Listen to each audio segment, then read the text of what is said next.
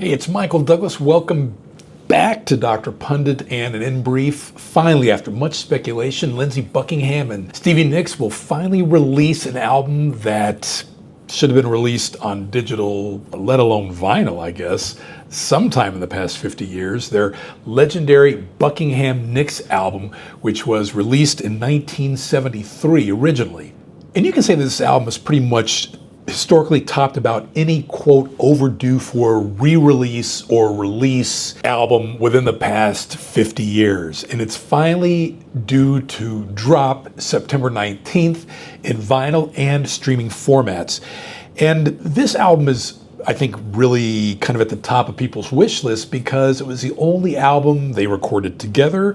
It was an album that predated their, of course, legendary joining of the group Fleetwood Mac. And Rhino will be releasing the album. Now, Rhino, as you know, is the kind of reissue compartment of Warner Music, the main label here, the main music group.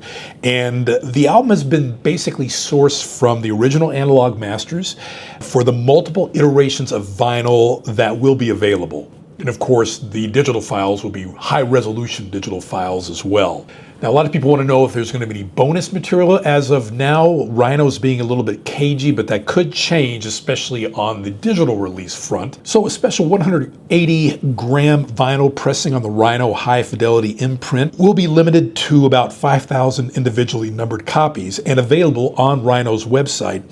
Another special version, limited to 2,000 copies, will include two replica 7-inch singles featuring the original single mixes of Crying in the Night with Stephanie on the B-side and Don't Let Me Down Again with Races Are Run on the B-side. The Rhino High Fidelity Edition will come with fresh liner notes from the likes of David Fricke, including interviews with the two principals, Lindsey Buckingham and Stevie Nicks. Now, a press release featuring a quote from those liner notes. Stevie Nicks goes on to say, "We knew what we had as a duo, two songwriters that really sang well together, and it was a very natural thing from the beginning."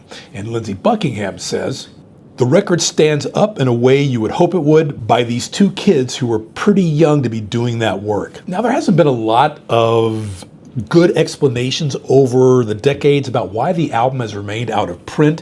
In interviews in the early 2010s, both Nicks and Buckingham insisted the project was finally about to be released and that there were no major hangups, but the possibility of a 40th anniversary reissue passed, in 2013, and so did the prospect of even a 50th anniversary edition, but better 52 years than never, I suppose.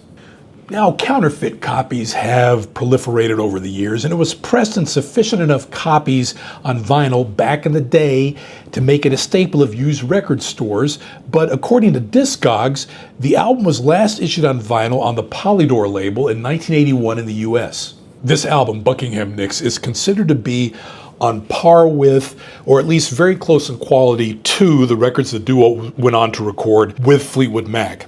Stevie Nicks has had a reported fondness for the single Crying in the Night, having made it a part of the tour set captured in her 24-karat gold concert film and live album. And basically, here is the track listing as of now. We don't know if there are going to be any bonus cuts or material.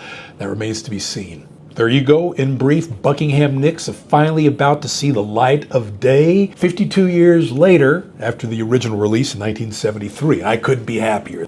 Stay tuned for further full-length episodes of Dr. Pundit. I'm Michael Douglas. Thanks for watching.